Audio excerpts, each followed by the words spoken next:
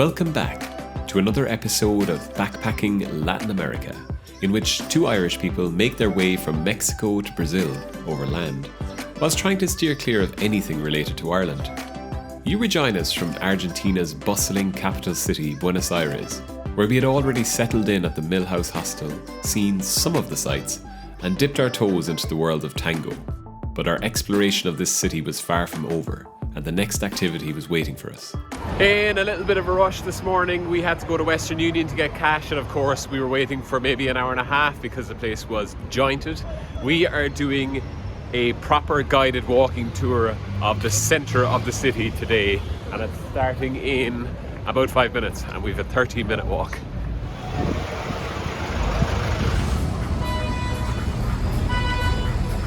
Shouldn't you be running? I'll get back to that.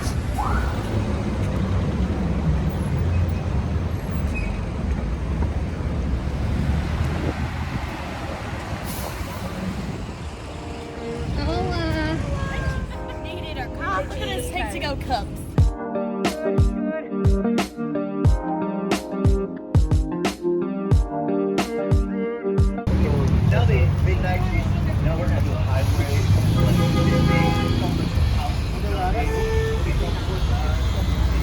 So just casually crossing the widest street in the world right now. It is 110 meters long. What a feeling.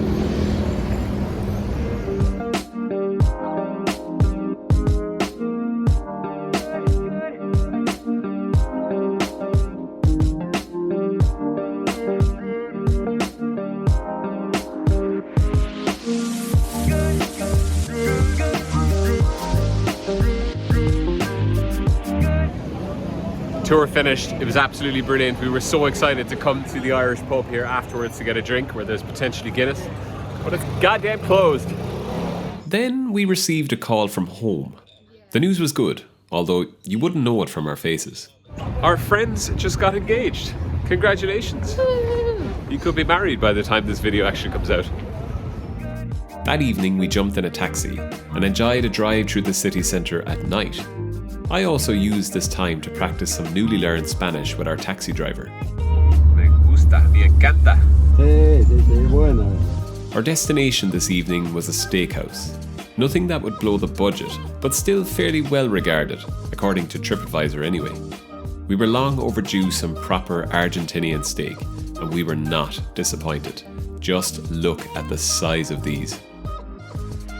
Full to the brim after our steaks, we went for one quiet cocktail. It was quiet because none of us could get a word in. Almost immediately after sitting down, we were pounced on by the most stereotypical French person you could imagine. I consider the French food not the best, but probably A little bit better than Irish food. We also couldn't get over how much he looked like Kenneth Branagh. This could literally be Hercule Poirot, without the tash of course.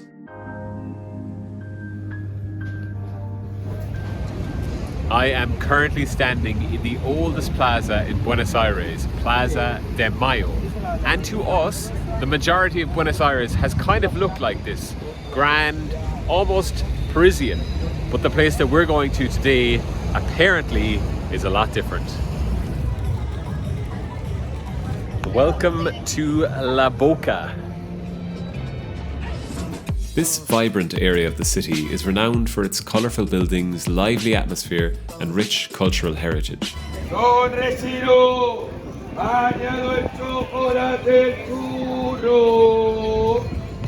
Famous for the iconic Caminito Street, this region is a hub for art, dance and the passion that defines Argentinian culture.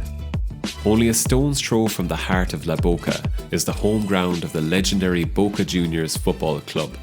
Me and Sarah were quite happy to see this place on a non-game day, having already witnessed a small number of fanatics from the rival River Plate club. We decided to indulge our senses by walking around for an hour or so, before stopping for a drink in a tango bar.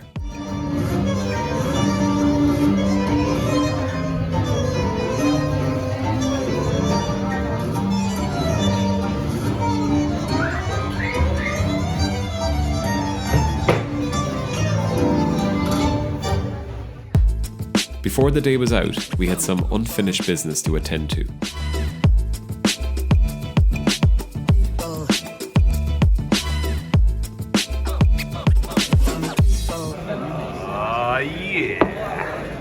Annoyingly, the head disappears after about 10 seconds. So you're just left with a black, headless drink. And I'm not sure if that's even Guinness, to be honest. But it'll do for now. This is out of a Guinness tap, but it is not Guinness, but it is delicious. Yeah, it's a nice placeholder. Yeah, it'll do for now. Yeah, for now.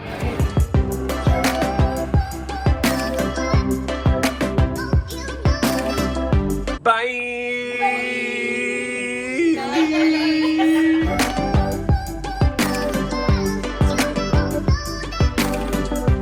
My first impressions of this city aren't amazing. The area that we walked through there to get to the hostel was very rough. We have just found a bed bug.